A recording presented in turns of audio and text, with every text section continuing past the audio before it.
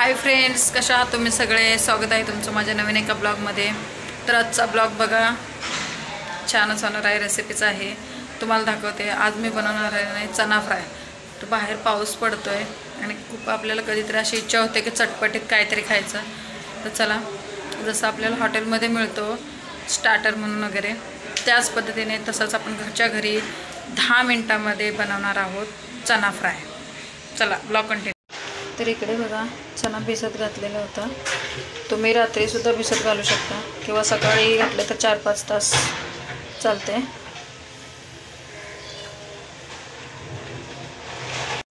कुकरला 1-2 शिट्ट्या काढून घ्या तुम्ही. असं बघा असं छोले बुडेल एवढं तुम्ही पाणी घ्यायचं आहे आणि 2 ते 3 शिट्ट्या काढून घ्या.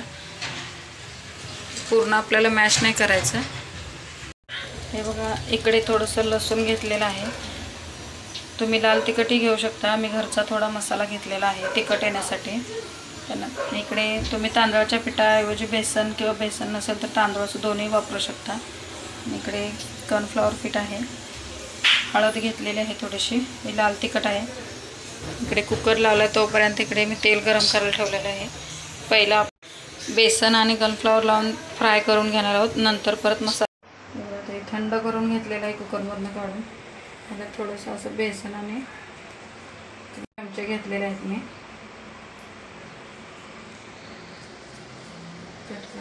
एकदा बोललं दोन्ही मिक्स करून असं टाकायचं. हे पण तुम्ही 2-3 चमचे घ्यायचं आणि मिक्स करून घ्या असं पूर्णपणे.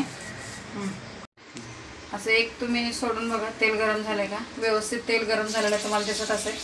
आणि तळताना एक काळजी घ्या की ह्याच्यात थोडंसं पाणी राहिलेलं असतंय, ते जास्त असं उडतंय. आणि थोडंसं तळताना काढलं.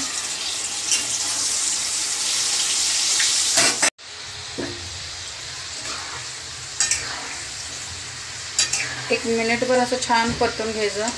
1 मिनिट मस्त असं भाजून निघते. जास्त वेळ काय ठेवायची गरज नाही आहे.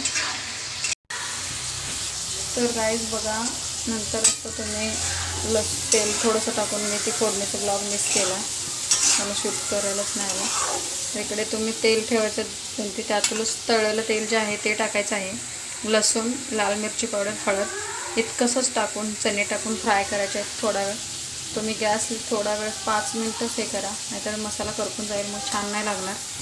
तर अशा पद्धतीने तुम्ही बघू शकता की आता छान असं झालं दिसतंय. आणि वरून थोडीशी कोथिंबीर टाका, हिरवीगार मस्तपैकी. चला भेटूया पुढच्या ब्लॉगमध्ये. तोपर्यंत बाय. ब्लॉग कसा वाटला कमेंटमध्ये नक्की सांगा. लाईक करा, शेअर करा, चॅनलला सबस्क्राईब करायला विसरू नका. बाय.